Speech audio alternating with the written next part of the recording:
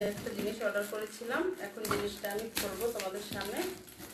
তবে দেখো কি জিনিস।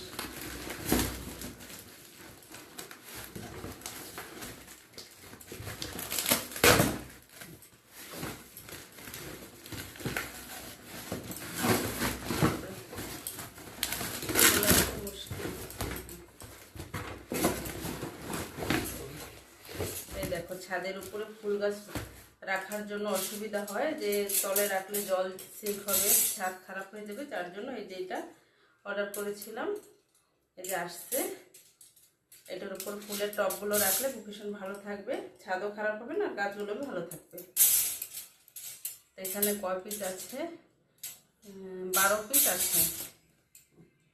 তা এটার জন্য আবার দিয়েছে, এই যে